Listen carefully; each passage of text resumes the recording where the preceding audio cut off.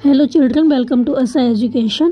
आज हम करेंगे गुजरात बोर्ड के छठे क्लास की हिंदी की किताब का 7वां चैप्टर बूझो तो जाने। इसके हम करेंगे प्रश्नोत्तर। तो आइए देखते हैं आपका पहला प्रश्न क्या है। पहले प्रश्न में बताया गया है वाक्यों में कुछ फल और सब्जियों के नाम हैं, उन्हें ढूंढकर उदाहरण के अनुसार लिखिए।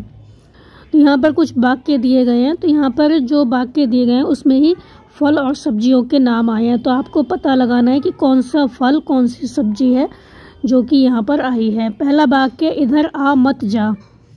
तो यहाँ पर जो आ है और मत का मा है उस दोनों को मिला दें तो बन जाता है आम। तो यहाँ पर आया है आम, आम फल आया है। इधर आ मत जा, तो ये हो गया आम।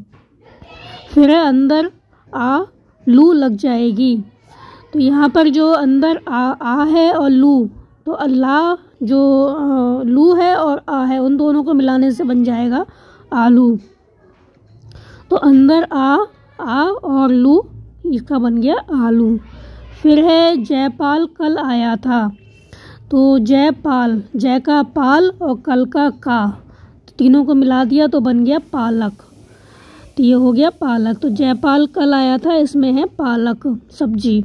फिर है संत राम आ गया। संत राम, तो संत राम में क्या है, माँ को हटा दें तो बन जाएगा संतरा। तो ये फल आ गया। फिर है शैलजा मुनमुन से मिली। तो शैलजा मुनमुन से मिली, तो यहाँ पर शैलजा का जा और मुनमुन का मुन, तो मिला दिया हमने जा और मुन, तो ये बन गया जामुन। फिर है फैला हुआ काम अब सिमट रहा है। तो फैला हुआ काम अब सिमट रहा है, सिमट का मट लगाया और हमने लिया रा, तो ये हो गया मट और रा मटर।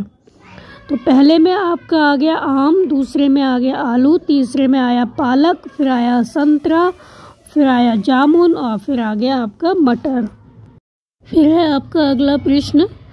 यहाँ पर एक चित्र दिया गया है और पूछा गया है चित्र पहेलियाँ ध्यान से देखो और बताओ यहाँ कौन कौन से प्राणी पक्षी चित्रित हैं। तो इस चित्र में आपको देखना है कि कौन कौन से जानवर हैं, कौन कौन से पक्षी हैं। तो यहाँ पर जो जानवर हैं वो हैं हाथी, ऊंट, बैल, मगर और लोमड़ी, कछुआ। और पक्षी हैं यहाँ पर मोर, तोता, सारस और चिड़िया।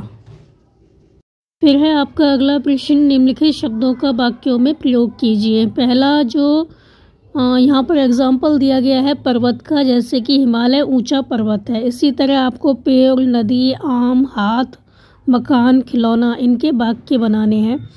तो पेड़ का आप बना सकते हैं, पेड़ हमें फल देते हैं। फिर है नदी, गंगा पवित्र नदी है। आम फलों का राजा है। हाथ, खाने से पहले हाथ धोने चाहिए। मकान, यह मकान मेरा है। और खिलौना, माँ बच्चे के लिए खिलौना लाई। तो आप कोई भी वाक्य बना सकते हैं यहाँ पर। फिर आपका अगला प्रश्न है, पढ़कर कोष्ठक में उचित शब्द लिखिए। तो यहाँ पर जो पूछा गया है आपको वो लिखना है। किसी को जाने के लिए कहना, तो यहाँ पर एक ही कोष्ठक है तो हम लिखेंगे यहाँ पर जा। किसी को जाने के लिए कहते हैं तो क्या कहते हैं, जाओ या जा। और दूसरा है जीवन या प्राण, दूसरे का आंसर होगा जान। राजा जनक की पुत्री, तीसरे का आंसर होगा जानकी। प्राणी, पशु, जीवधारी, तो यहाँ लिखेंगे जीव सृष्टि। पहले में आएगा जा, दूसरे में आएगा जान, तीसरे में आएगा जानकी और चौथे में आएगा जीव सृष्टि। फिर है आपका अगला प्रश्न, नीचे दी गई वर्ग पहली में से सार्थक शब्द ढूंढकर लिखिए।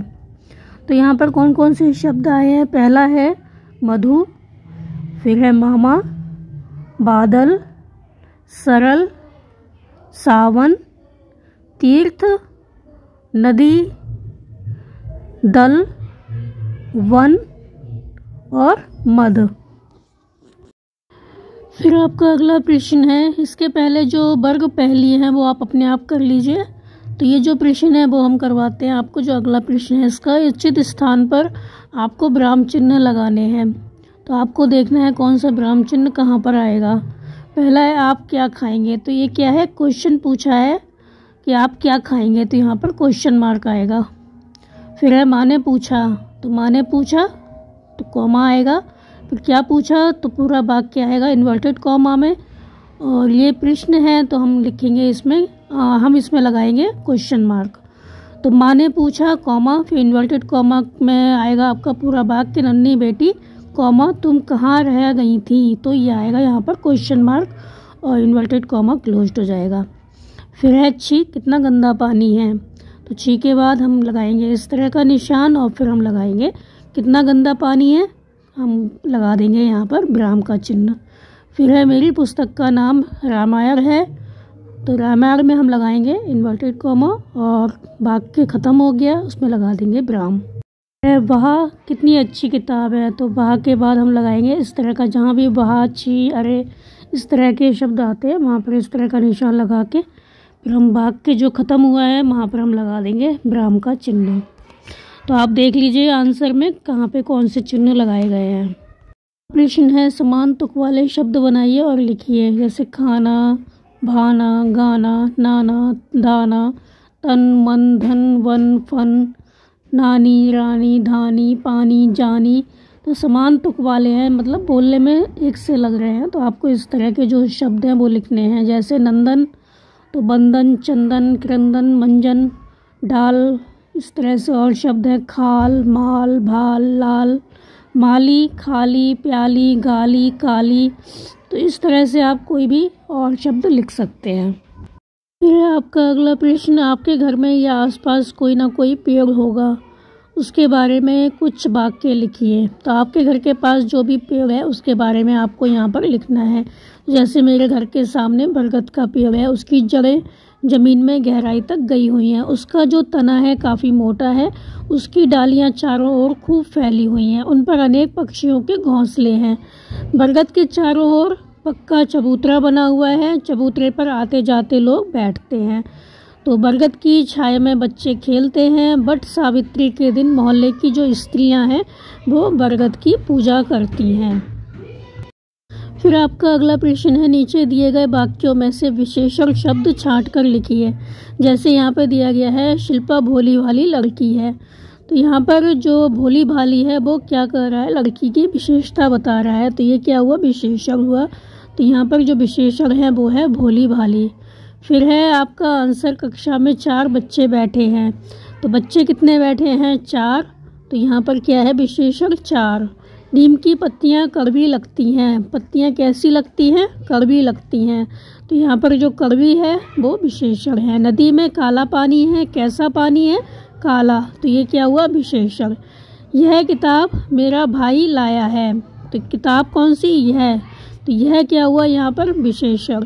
फिर एक गिलास में थोड़ा सा शरबत डाला है, तो कितना शरबत डाला है, थोड़ा सा, तो ये क्या हुआ, गिलास की विशेषता बता रहा है कि इसमें थोड़ा सा शरबत डाला है, तो थोड़ा सा हुआ विशेषण। हमारी पाठशाला में बड़ा बगीचा है, कैसा बगीचा है, बड़ा बगीचा है, तो यहाँ पे बड़ा हुआ विशेषण। बाजार में पके केले मिलते हैं, कैसे केले मिलते हैं, पके, तो पके क्या हो गया, विशेषण हो गया। केलों की विशेषता बताई जा रही है कि वो पके हैं, तो ये पके हो गया विशेषण। पहले में आ गया 4, दूसरे में आ गया कड़वी, तीसरे में काला, फिर है यह, फिर है थोड़ा सा, फिर है बड़ा, फिर है पके। फिर आपका अगला प्रश्न है, शब्दों को शब्दकोश के क्रम में लिखिए। तो यहाँ पे कुछ शब्द दिए गए हैं, तो आपको देखना है कि कौन सा शब्द है वो वर्णमाला में पहले आता है, उसका आपको पहले लिखना है शब्द। और काका घाघा जो होते हैं उसमें जो का पहले है तो फिर पहले का का शब्द लिखेंगे, फिर खा का देखेंगे, खा का नहीं है तो गा का नहीं है तो इस तरह से जो वर्णमाला में शब्द आते हैं उनको आपको इस तरह से क्रम में लिखना है। तो पहले आता है वर्णमाला में, इसमें जो शब्द दिए हैं का, तो यहाँ पर लिखेंगे पहले कांटा। फिर इसमें जो दिए गए हैं उसका आता है चा, तो हम लिखेंगे चिड़िया। फिर आता है नदी, फिर आता है ना, तो हम लिखेंगे नदी। फिर आते हैं यहाँ पर पाके शब्द दिए हुए हैं सारे, तो हम लिखेंगे पाके शब्द, पेड़, पानी, पक्का, पतला, पूजन। तो ये हो गया कांटा, चिड़िया, नदी, पेड़, पानी, पक्का, पतला, पूजन। तो ये थे आपके इस चैप्टर के प्रश्न उत्तर बच्चों, आप इनको अच्छे से समझ कर याद कर लीजिए और हमारे चैनल असाई एजुकेशन को लाइक कीजिए, सब्सक्राइब कीजिए, और आप शेयर बिल्कुल नहीं करते, शेयर भी कर दिया करिए। Thank you.